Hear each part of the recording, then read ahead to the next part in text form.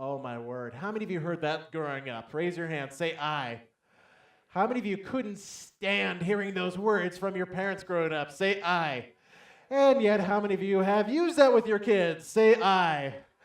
My friends, I can't afford it is the number one most expensive phrase in the English language.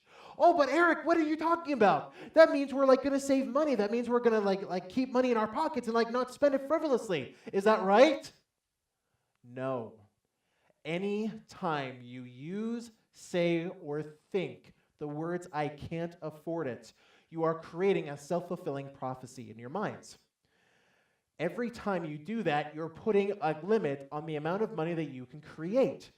It causes your brain to become very, very lazy. Very what? It tells your brain, wait a second, I am too incapable of creating any more money to actually afford this, whatever it is that I want. A couple of years ago, I was this close to making that mistake. This was just a couple months after I had quit my full-time job. I had just barely created Feel Well, Live Well. Didn't even have the name Feel Well, Live Well at the time. I was just a full-time best practitioner. And I remember at that time, I really, really, really wanted to do something for my upcoming 27th birthday. And I found out that my favorite singer was going to be here in Salt Lake doing a concert right around the time as my birthday. And I remember thinking, oh my word, that would be such a fun thing to do. Now, I don't know about you, but I'm the type of person where I can't have nosebleed seats. Like, I've got to be like right there in the action anytime I go to a concert or a play. I mean, I've got to be able to like see their facial expressions. Anybody else here like that? A few of you, yeah. And so I went online and I researched how much 2 floor-side seats would be to this concert. And I found that 2 seats would be $220, which at that time, that was a lot of money. I didn't have an extra $220 sitting in my bank account. And so I remember looking at the price, and I was literally in the middle of the thought, I can't, and I went, oh, no, no, no, no, no, no, no, I can't think that. And thankfully, I stopped myself, and I turned it around to the question, how can I afford that? What's the question? And I put my brain to work. 6 days. How long? 6 days before the concert.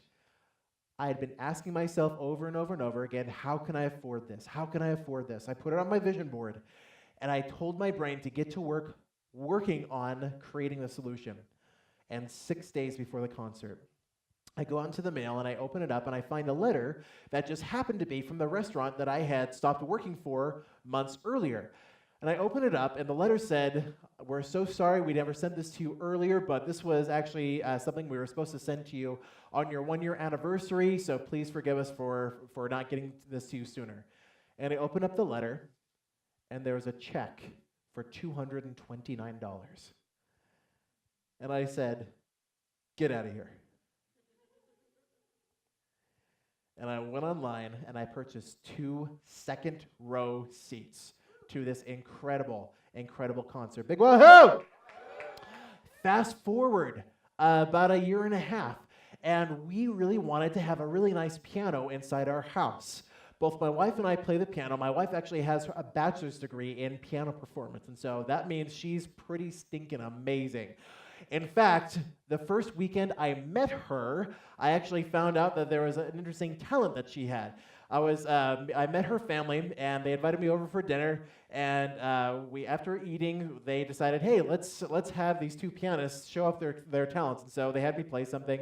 And Heather looked at me and she goes, well, I can play something.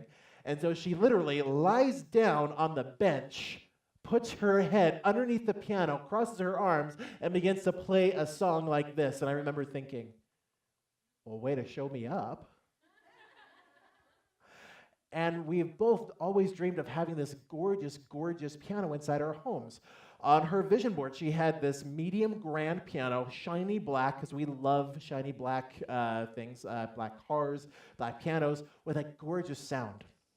She put on her vision board, and for a while, I almost caught myself saying, I can't, thankfully, we stopped ourselves mid thought.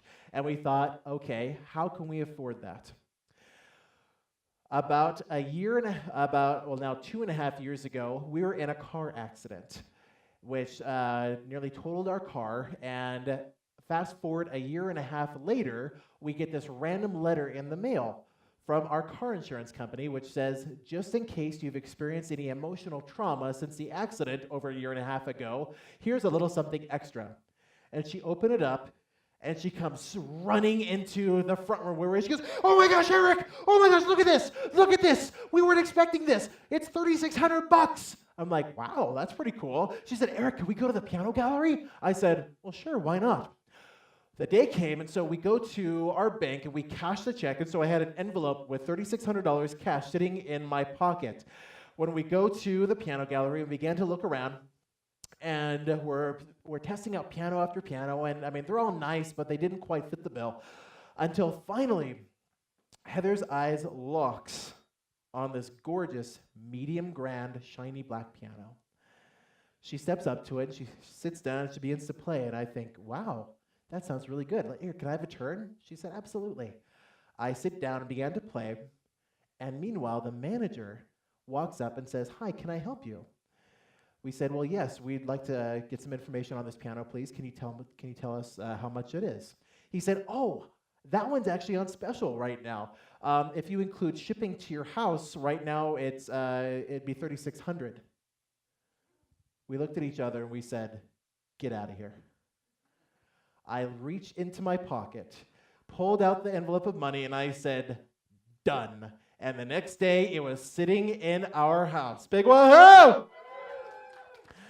And so, my friends, stop saying you can't afford things. Turn it around to how can I afford things, and watch your brain create miracles.